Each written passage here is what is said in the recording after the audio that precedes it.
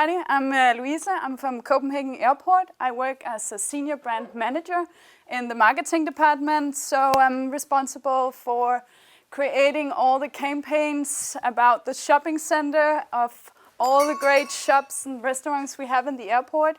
So my ambition is to create great content that inspires all of you guys to go to the airport a very good time before you're taking off, so you hopefully will spend a bit more money out there.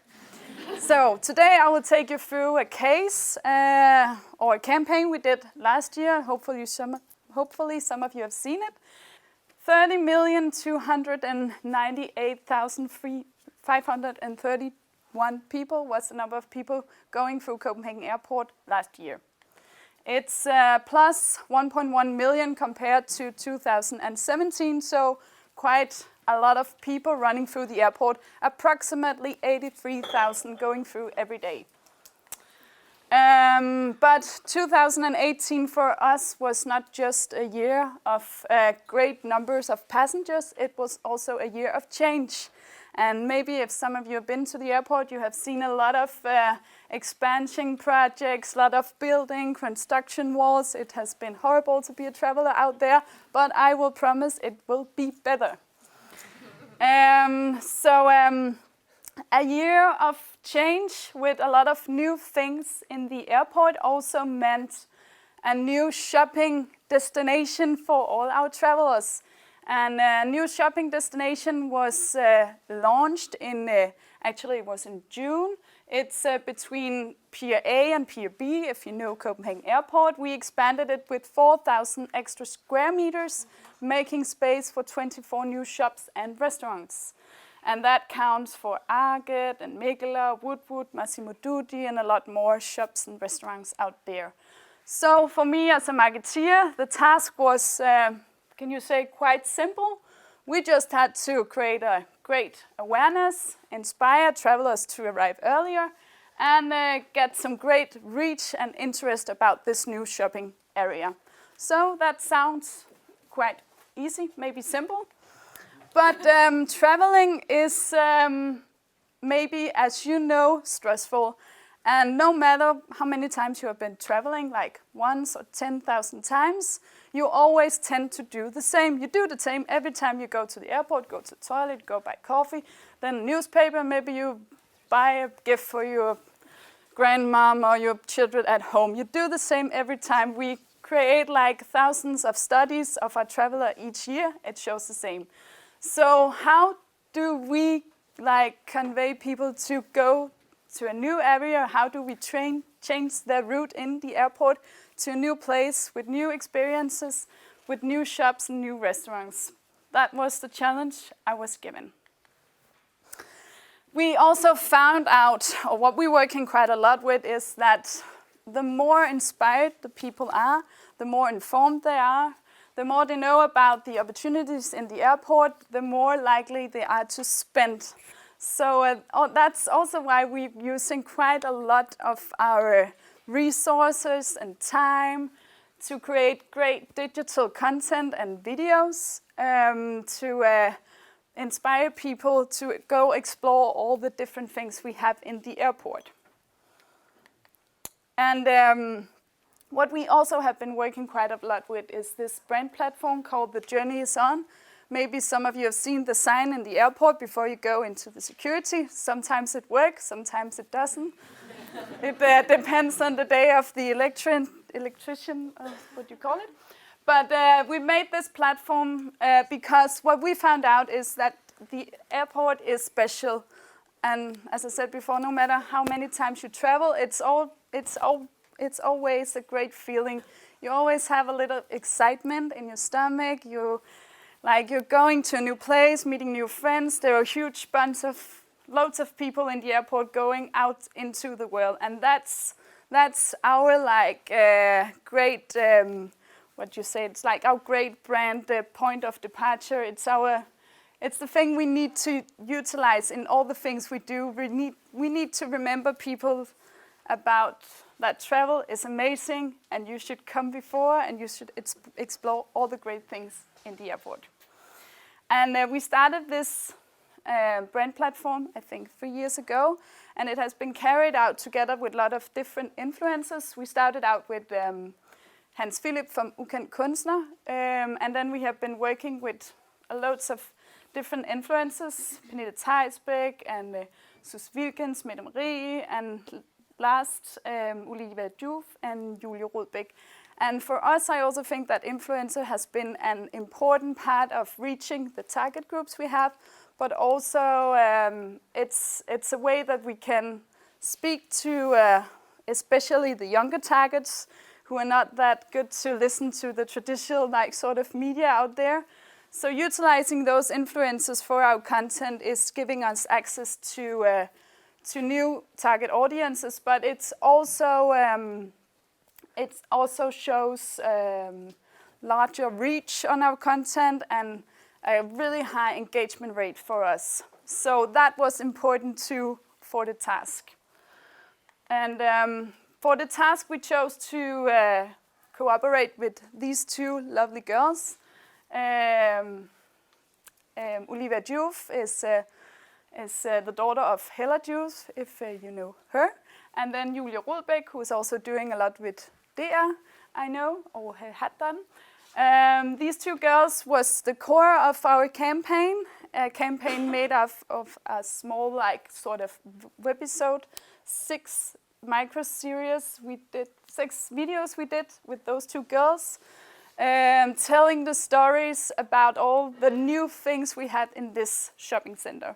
So let's have a look into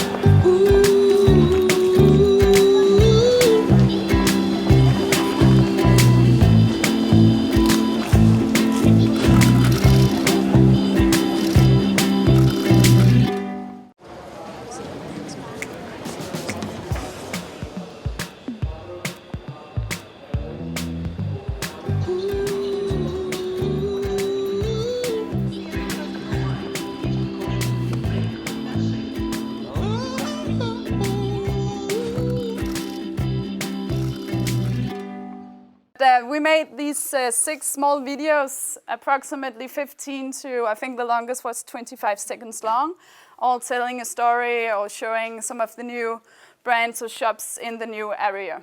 And as a good marketeer, we of course remember to go execute it on all the different channels that you have to. We got the content optimized for all the different channels that we had to work with. So with PR, paid media, on our own social media, the influencers, the girls we used, distributed through their channels in the airport. We had it at our digital screens, newsletters and landing pages, etc., etc.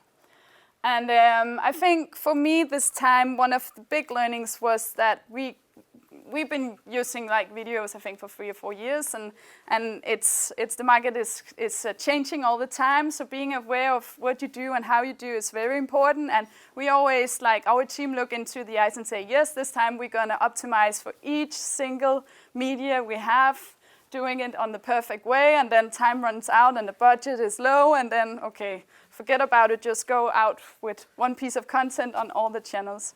You probably know that. But this time we actually managed to take each content and like figure out how should we get it out on all the different channels that we have, and how should we work with it. So what we learned was be aware of this 3 seconds rule. Like within 3 seconds you need to catch the interest of the viewer or they're gone. So for us, the first video we saw was this splash. And the one with the straw was in her mouth, something going on there that catches the attention of the viewer, and they then actually continued to see the rest. optimize each piece of content for each media, and create short, relevant, engaging, and content that is easily consumed on the go. Also important for us because we know that people is just going through their media like this. So how do you catch the attention there? We found out that this in eye level, humoristic, sympathetic way with these girls having sort of a meet up in the airport was a very good way to actually catch the interest of our viewers. And then, of course, do a lot of split tests. We did it with everything we went out with, and then we chose to put the money behind those things that worked very well. So that seems quite basic, but I think that's often, or sometimes you tend to forget it when you're a bit stressed and under pressure, but we really found out that we got a lot of value of working with these parameters for the content. And just some of the numbers. I think, again, what we work quite a lot with is how many saw the total, how many saw all the videos together. And then this average view-through rate has been very important for us. We wanted people to see as much as possible. We made an 8.4 view-through rate, average view-through rate. And for me, sometimes I think, okay, but that's like nearly nothing. But compared to what else we're doing, which is 4.2, then it's amazing for us.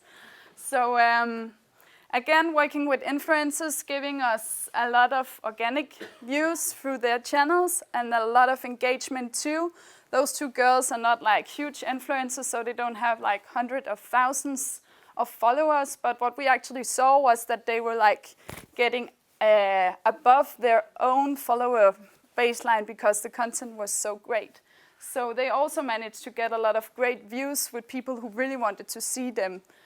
And their engagement rate was 5.2, which was also quite good. Averagely, it's around 2 or 4% for those macro influencers. So we were quite happy about this campaign. It's actually been one of the best performing for Copenhagen Airport so far. And we also found out that the message, it went clearly in with the target audience. They understood, 68%. They would like to visit the new area, hooray for me. And 85% understood that we had a new shopping center, so that was quite good. And then it was Millward Brown who helped us doing this analysis. And what they also showed us is this like sort of figure here where you see this. They do like nearly evaluation of all campaigns in Denmark. All of them, mostly, don't say all of them, but they are like in this area, boring, like everyone else, doesn't matter, pretty annoying. That's where all the money is spent. It's on marketing that is like this. So we managed this time to go up and making it active, positive, so people thought it was interesting, funny, engaging, and that's why people also tend to remember it. And I hope that too. So video in Copenhagen Airport next year, yes, we will of course continue to use video. It's a great way for us to tell the stories and engage with our travelers who maybe is not going traveling tomorrow because we don't know when people are going traveling. It's only the airlines who does that. So we need to inspire, entertain, and create that feeling of want to go traveling tomorrow. That's the most important thing for us. And luckily we had a lot of great stories in the airport to tell, so we will definitely continue to hopefully also spam all of you with the great stories we have out there. So I just have one thing to say, and that's the journey is on, and actually it was meant to work, and now it's working a bit. Yeah. Thank you so much. Welcome Rasmus and David.